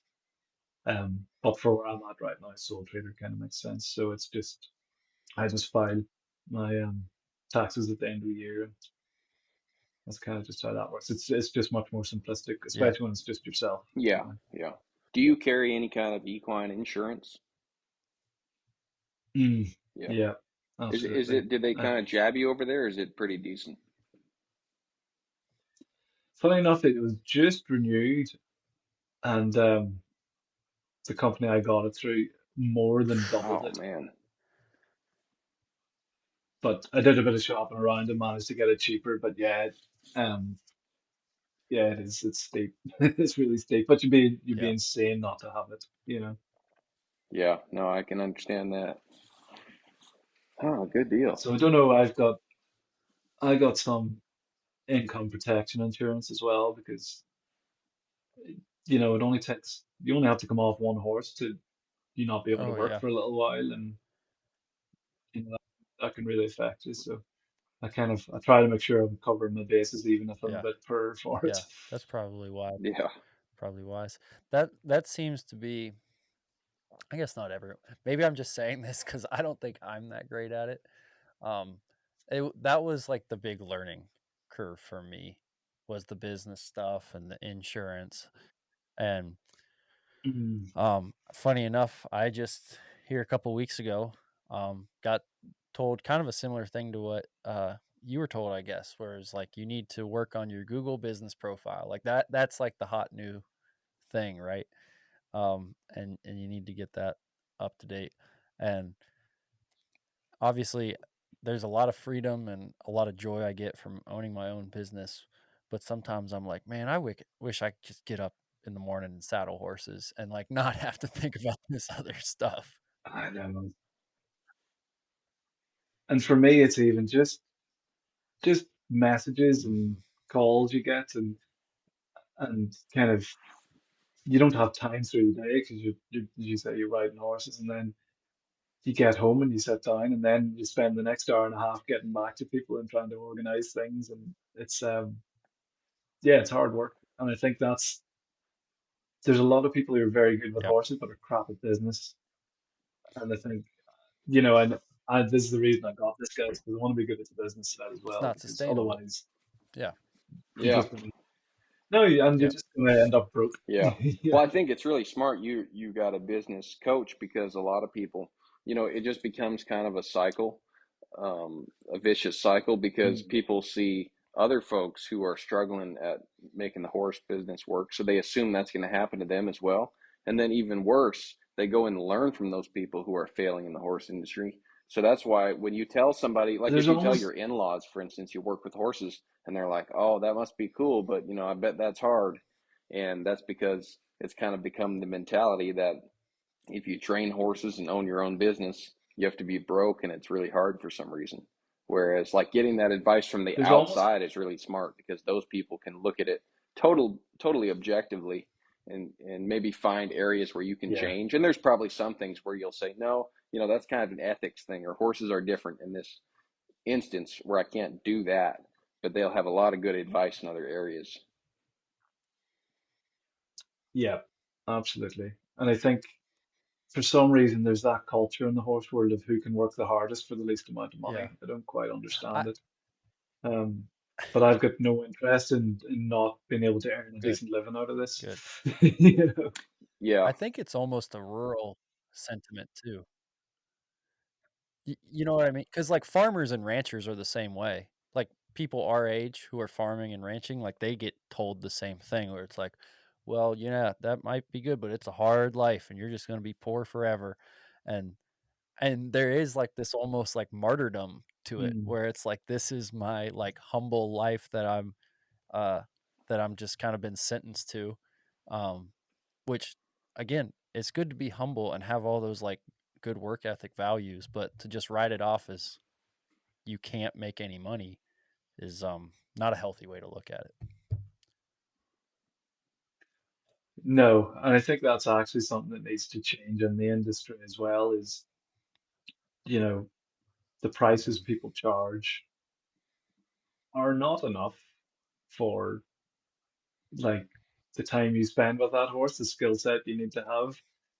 just looking after the horse and the time that takes that, that's involved in Yeah. that. And, you know, people put their dog in daycare for the same amount of money as they send a horse and train. Yeah. And Yeah. they'll question you over that amount. It's not to mention there's a risk aspect to the job as Yeah. well, and it's like, but people accept absolute pittance for doing it, and I think everybody just needs to raise the prices and not be the Yeah, expectation. I mean, you've got to take control of your situation because a lot of times then you end up in a bad spot, and then people take on this victim mentality. They're like, "Oh, the horse business, we just love what we do, but man, it's sure hard out here." And like, I love this poem, and I posted it on my Instagram a couple months ago. But the conclusion of the poem is, "I worked a lifetime for a menial's hire, only to find dismayed that life, something like, life would have happily paid, any wage I'd asked." I think I have that backwards in the wording, Hmm. but that, like, I heard a guy say recently, he's like a motivational speaker, and he was saying, "Yeah, I make $50,000 per speech, and I have friends who only make 10,000." And they're like, "Hey, how do you get paid that much?" He's like, "You want to know how I get paid that much?" And they're like, "Yeah." He's like, "Well, when they call me up on the phone and they're like, 'Hey, can you do this speech?' I'm like, 'Yeah.' And they're like, 'Well, how much will it cost?' And I'm like, $50,000. He's like, "That's how I get paid fifty Yeah, thousand dollars." simple as Yeah. that. So many times, Yeah. you'll get in this situation where you're broke and you have too many horses to ride, and no one told you to do that. You made every decision leading up to that spot. Mhm. And so until you recognize that and do something about it, it's you're just going to be one more horse trainer driving around a broken down pickup truck lamenting how hard it is to be a horse trainer. And you have to Yeah. do something about it. You have to change what you're doing, right? Isn't that what we preach with our horses? We say if you're Well, getting bucked off, then you got there. You have to change what you're doing. So it's no different. The horse business is a multi-billion absolutely. dollar industry worldwide. So if you're broke, you should Exactly. change something. No, someone's earning money out of Yeah. it, And that's I'm for not saying sure. I have that figured out, but that's what I'm learning, and that's what I think. When things Yeah. aren't going very well, I'm not like really pissed off that I got lured into the horse industry because, gosh, this really is bad. No, I start thinking about, okay, well, why is it? Like, why do I have too many clients? Or better yet, when you're riding some horse and you're like, man, I'm really sick of riding these kind of horses or working with clients that don't appreciate me. Well, who accepted that client in the first place? Who didn't vet that client out well Yeah. enough to know if you like them or not, or if you had the same goal as them? So that's something that I've really learned here in the last couple of years is, when you get to that point where you're not making enough money for the work you're doing, you don't like the clients you're working with, and you're getting bucked off because you didn't do good enough groundwork, you've made all those decisions yourself. And so only you can unravel that and make better decisions in the future. Hmm. Yeah, you're absolutely Yeah. right. And I've heard this from several people, but it all comes from that fear of, well, I don't want to charge too much, so I've got to be Mhm. affordable, right? Because there, especially when you're starting out, there's that element of like, where's the next meal going to come from? Well, it's and it's putting yourself out there, isn't it? It's almost like Yeah. saying, "I'm here," and it's uh, it's scary to put your head above the parapet because Hmm. then people are really going to test you, and you're worried Yeah. about kind of getting found out. But I think, Hey, you know, I'm sure you feel like an apprentice. yeah. Well, I still feel like an apprentice. I feel like I it's but easier to going to go make a living. broke riding a couple horses and charging too much money than it is to ride a bunch of horses and not charge enough money. So, not that I want to go Mm. broke either way, but that's always been my philosophy. I think, Joe, did you said it's easier to go broke It's riding a couple of horses and charging too much? Did you have backwards? no, no, because like you go broke either way, right? No, no, that Can you makes hear me sense. still? Right, right, right. Yeah. So let me But don't you explain think that. it's easier to go broke riding too many horses and not charging enough money? No, because it's hard work to ride a lot of horses. If you're gonna go broke, That's what don't I mean. work. So it's easier to go broke. working No, no, too no. Uh-huh. much. I mean easier on you. Like say either option, you're gonna go broke, right? You're either gonna go broke because you charge double what you would normally charge and you only have two horses, or you charge what you normally charge and you got like 12 horses, Yeah. right? So either way, you're gonna go broke. Would you rather ride the two horses a day for more money, or would you be over here riding the 12 horses a day and then go broke riding the 12 horses a day? That's what I'm saying. Like, Oh, I'd want to ride the two. yeah, that's what I'm saying. So that's easier, Okay, even okay. though I you thought still that's what go you were trying to broke. say. Yeah, Okay. yeah. Like, I thought you were trying to say it's easier to go broke doing that, so you might as well ride more. Which I didn't think you meant that, but that's what it sounded like. yeah. But you see what I'm saying All right. now? I got you. Yeah. Yeah. It's one of those things like that's how I felt. That's how I feel every time I raise my prices. I'm like, well, what if I can't fill the barn? And then, uh, and then I don't have like Mm. the normal cash flow. And it's like, yeah, well, what if you take on too many horses and burn out? It'll be the same result. So it's like Yeah. you might as well charge what you're worth and Yeah. then or what you think you're worth, and then either you can like people buy it and they pay you because you're worth that much, or the free market doesn't think you're worth that much, and then say la vie. Like maybe you shouldn't be a Yeah. horse trainer. But at least you didn't Absolutely. kick your ass, riding dust to dawn every day. If you only ride two horses, maybe have time to think about Yeah. other stuff like maybe I should make a Google business profile, or maybe I should post on Facebook. You can do things Yeah. like if you're only riding two horses, you can do things to get more business. If you're riding 12 horses a day, that's pretty much what you're sentenced to do. You're not going to have time to work on anything else and grow. So, Yeah. But that is interesting, Joe, because in the rest of the world, though, and maybe that is a key difference between horses and something else. Like, think if you told that to Henry Ford, mhm, he'd be like, "You're daft, man.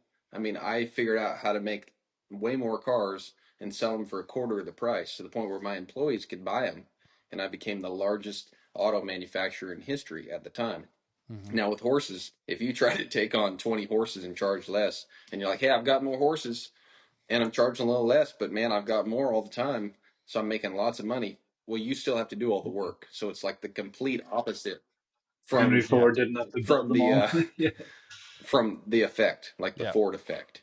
Well, that's why our So job, like, right? It's not a manufacturing thing. Like we're artisans. right, We're like handmade goods type industry.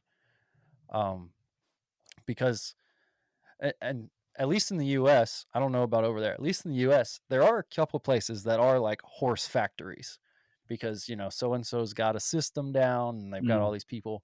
But if you really dig into things, either those people usually end up being really over leveraged, have money from something else, or like the cornerstone of their operation is like 16-year-olds that get paid in cash. And like you don't see them actually riding all the horses right in the back 40 or whatever.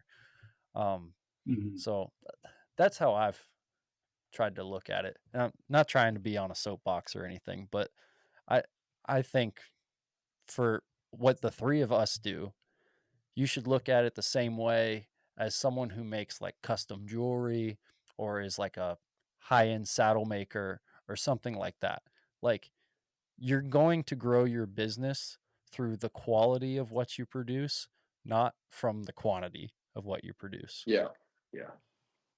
No, I like what you're Mm. saying, and I That's like the good. way you said it because I only said my comparison to show how different that mentality is. Mm-hmm. And I think what you're saying is spot on the money. And for people like myself who really need a goal Mm-hmm. to go towards to kind of orient their life and plan, instead of just kind of like swinging and then missing 50% of the time, if you do have some subconscious thing in your mind about like, well, I need more so I can make more money, like what you said hit the nail on the head, and you can really have that mindset and go, no, no, no, no, I'm an artisan, so let's take on less horses and let's charge more money and let's vet clients and find people who are really on board with what we want to do.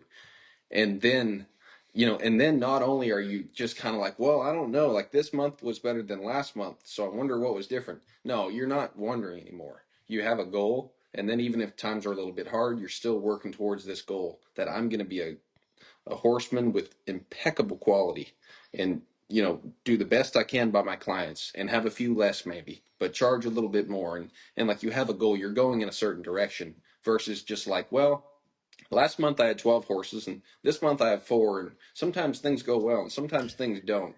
Um, Yeah. that's no good. You're just gonna run yourself crazy. But like the way you said what you just said was helpful because I think someone could see that and go, "Oh yeah, that's the goal." It's not like, "Do I want to have tons of horses or just a Yeah. few?" It's like, no. I mean, if you want to be a real horseman and make nice horses, that's the path.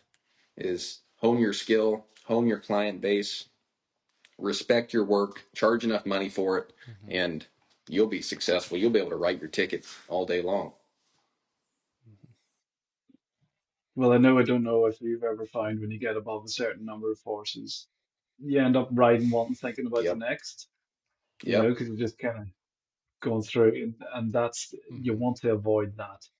You want to be focused on the job at hand. And so I've really found that kind of eight, nine is Yeah. maximum, because otherwise you just don't have enough hours in the day, and you just kind of find yourself, yeah, just thinking about what you're going to do with the next one as Mhm. soon as you're done with this one, and that's Yeah. not what you're trying to Not to produce. mention, you know, who's got to take care of those 8, 9 horses, right? If you're like a one man show, then there's some Yeah, things besides just sitting on their backs you got to do every day, and you know, like yeah. there's other things besides actual like ride time that grow with the more horses you bring on. You know, it's Oh, I mean, it takes me at the moment about 3.5 hours to do all the holy yard cow, stuff, man. you know. But that's something I'm looking at getting more efficient, because I'm in big straw beds, because I've just Mm, got concrete floors at the hmm. moment, so they need the big beds, and it just takes, it's a lot of Yeah. work just to do them. So I want to get rubber mats in all the stables and move on to wood pellets or something that's going to Oh be a yeah. little more efficient Rubber than mats would neglecting change it the too, game for you, man.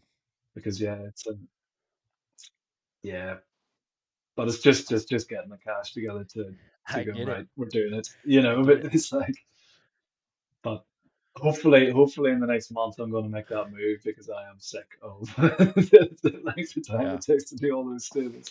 Yeah. Cool. So Oh man. Yeah. so what is, I know you said you're trying to get that humming, like do you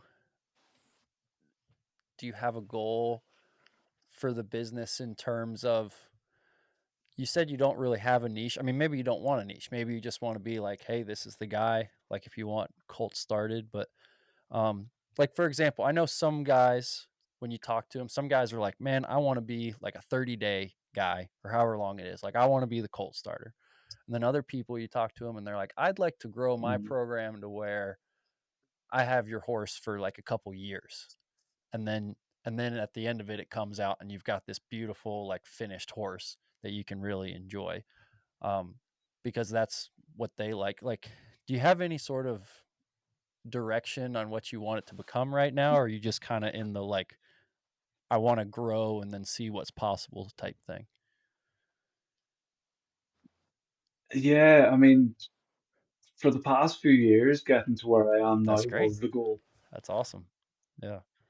Do you know what I mean? But then there is that aspect of, then you're there and it's just like, ah, I think it's always a case of, you take yourself with you no matter where you go. It's never going to feel different to how. Yeah. I like that. I've never And heard that before. I suppose,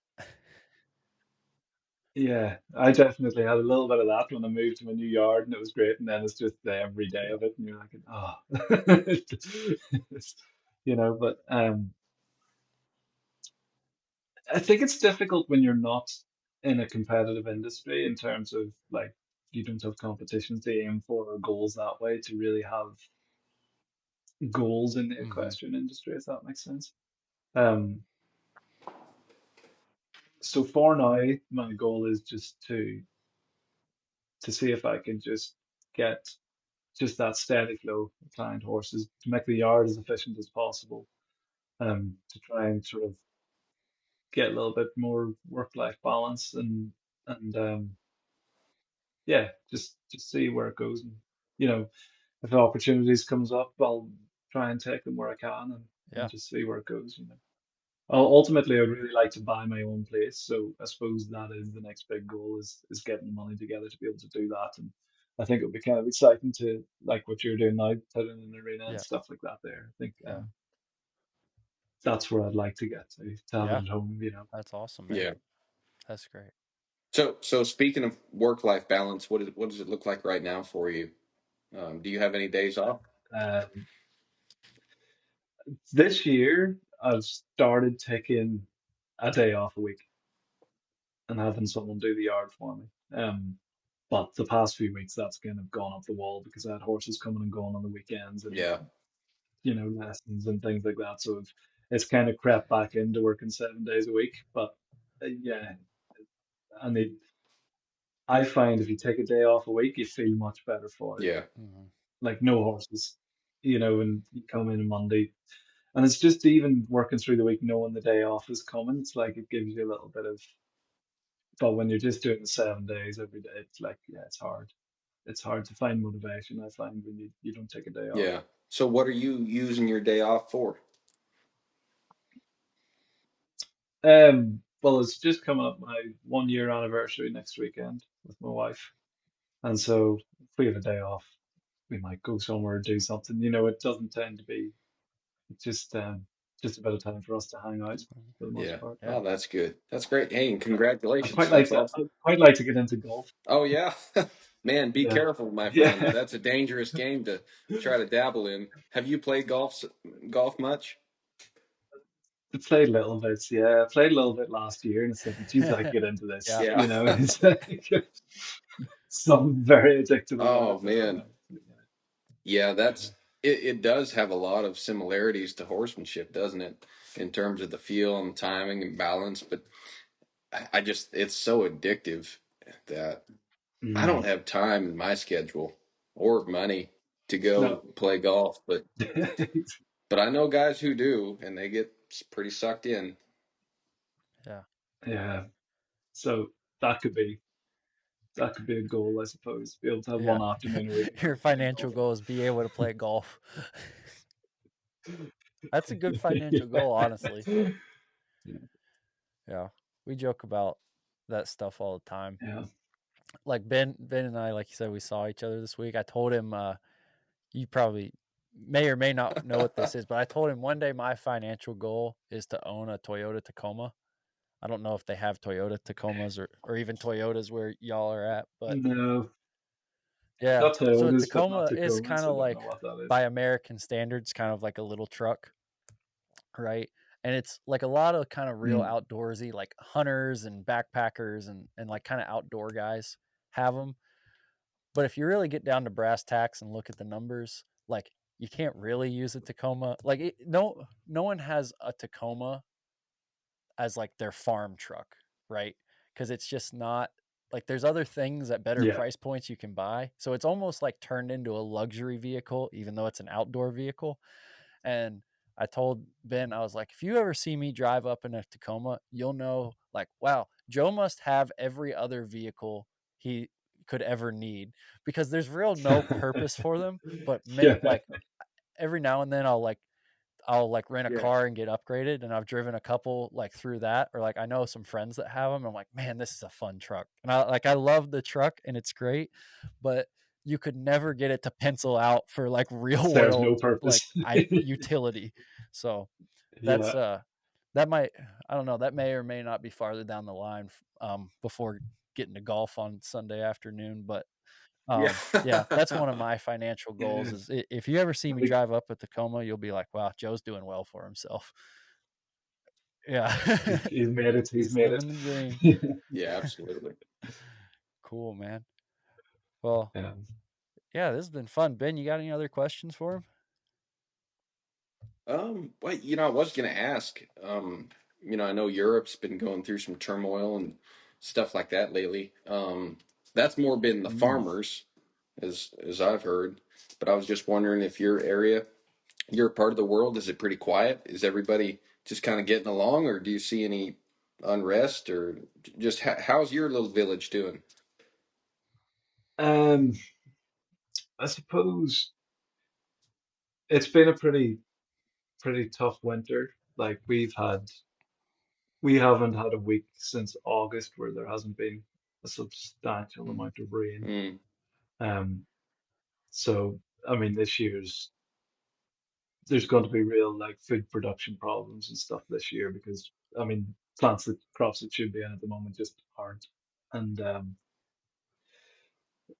I think later on in the year that people are going to be really struggling. Not that people aren't struggling already, because the prices have kind of gone through the roof of absolutely everything. So yeah, I think everybody's a bit feeling the pinch and finding it quite hard. But the English in particular are very good at complaining, but not doing a whole lot about it. yeah. You know, so France France are better at that kind of thing. Hey, we got the same problem here in the States. The Republicans are good at that. Um, but Yeah.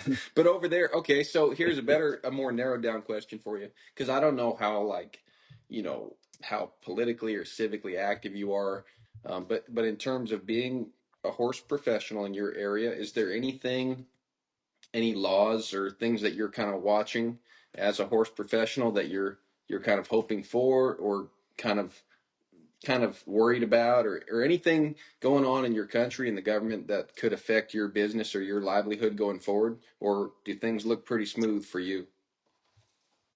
I think, you know, the horse industry by and large is ignored as a thing politically.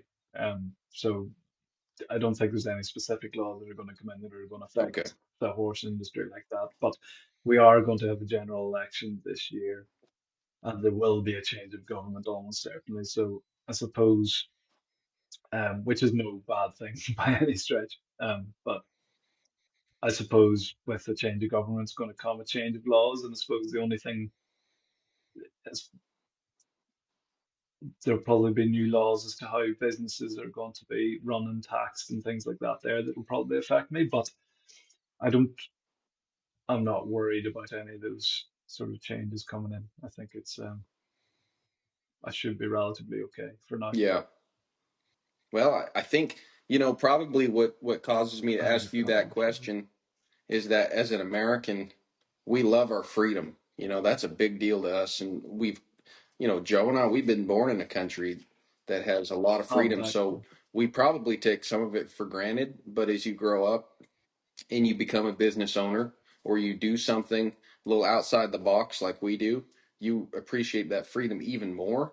So we're always aware of that stuff. And I know for myself, when I talk to somebody in another country that does something similar to what I do, that's the first thing that I think of, is I wonder what it's like for them. I Yeah, wonder what laws are in place. I wonder how their government is. I wonder how easy it is for them to conduct their daily life. And that's where my mind goes immediately, because of the freedoms that we have here, and we're very thankful for those. And we see how easily your apathy or not paying attention to little things, like we have a friend, we have him on the podcast periodically, a friend of Joe's, who is he's done a lot of things, but he essentially lobbies for the horse industry in our country's capital, in Washington D.C., and he knows so many things that we don't even think about half the time, in terms of little laws or little ways that, hey, if you guys had gotten on board and supported this, it would have really helped the horse industry.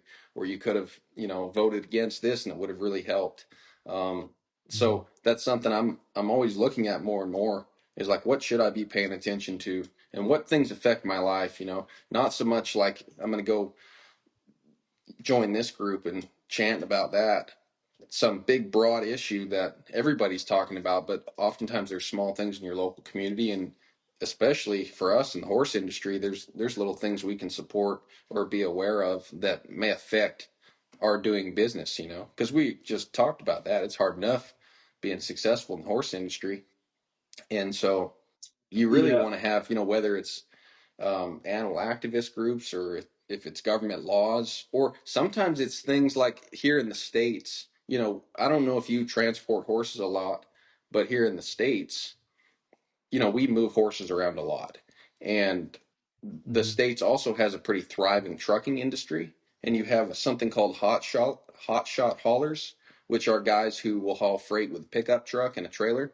So they're not quite a semi truck, but they're kind of mid-size, and they do that to kind of Yeah, fly under the radar. But since our government loves to tax people and get as much money as possible, they're always putting in place more laws. So the guys that are trying to kind of come in yeah, under the wire have to also get registered. And what happens is those laws they put in place for the hotshot freight haulers often kind of lap over and affect the horse industry in terms of how we haul our horses. And for other yeah, countries, they probably don't even care because they've always had those laws. But for us, those are new laws a lot of times because we're used to just having the yeah, freedom of hooking up a big old trailer and going down the road. So that's a good example where that's something guys will yeah. talk about here is Never like, thought oh about man, that. they're cracking down on, you know, horse trailers now crossing state lines, and everybody kind of gets up in arms. And you know what happens a lot of times, they end up making special laws, or they'll kind of go around it. Like here in the state of Georgia, they made a special law that if a state trooper pulls over a livestock vehicle, if the livestock vehicle makes a mess on the side of the road, the state trooper has to clean up the mess. So now state troopers don't pull over people hauling horses and cattle so much because they don't want to make a mess. And so, like, that's one way where they passed a That's a law good that law. helped the farmers, but it still allows them to monitor the guys that haul freight. So, and that was Yeah, brought about just by people pushing back, and saying, "Hey, we want our freedom. We're farmers, and we're just going down the road. So we shouldn't be subject to the same laws that guys hauling freight are subject to." yeah, yeah. That's interesting. I suppose our roads are quite different here, so people tend to like if they've got a trailer, it's either just a two-horse trailer. You don't Mm. get the big goosenecks like you do in America, and or else you're in a more of a box type, so like a 3.5 ton van, or else a seven and a Yeah, half ton or beyond that. And if you get much above the 7.5 ton, then regulations come in, but that's just because of the weight of the vehicle. It's nothing to do with what you're driving, if you know Yeah, what I mean. yeah, But yeah, you don't get those huge big trailers that um. So yeah, that kind of thing doesn't tend to happen. You don't, and also I think because your individual states all have different laws and things like that there, it really messes with things, whereas just that yeah, doesn't happen here. It's just one place. It might be very differently in Wales and Scotland and things like that there, yeah. but by and large, I it's all I understand what you're it's saying, all but I linear. also So feel like it's very ironic to like someone who lives in the UK. And it's like, yeah, our little regions. I mean, we usually just kind of get along and it's all fine. it's not all fine. I'm not pretending for a second. It's all fine. Um, Yeah. No, but I it's I know what you're saying though. It's kind of more yeah, everything's kind of a little more universal, I guess you'd say. Yep. Yeah. yeah, Um, yeah. but yeah, no, the UK is kind of like the poster child for a bunch of cousins that don't get along together, aren't they? Yeah. Very Yeah. much so, yeah. Cool.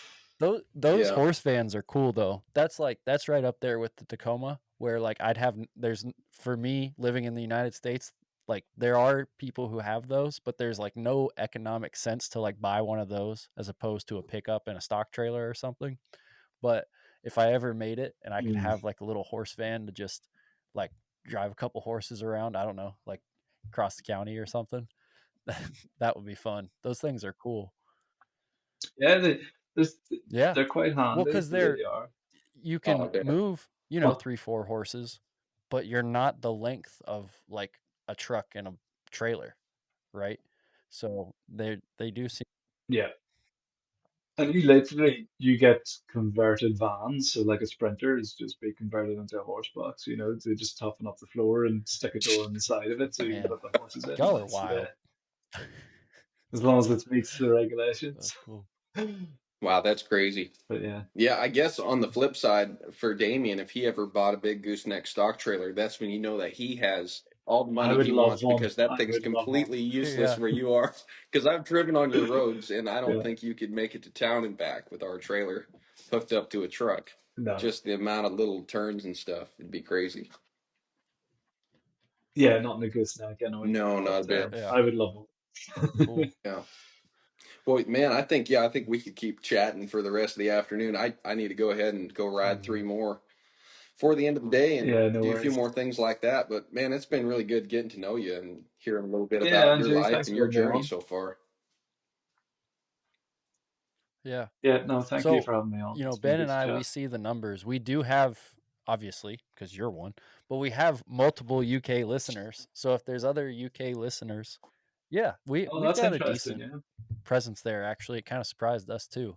Um, but yeah, so someone's listening to this in the UK and they want to look you up. What's the best way to get a hold of you?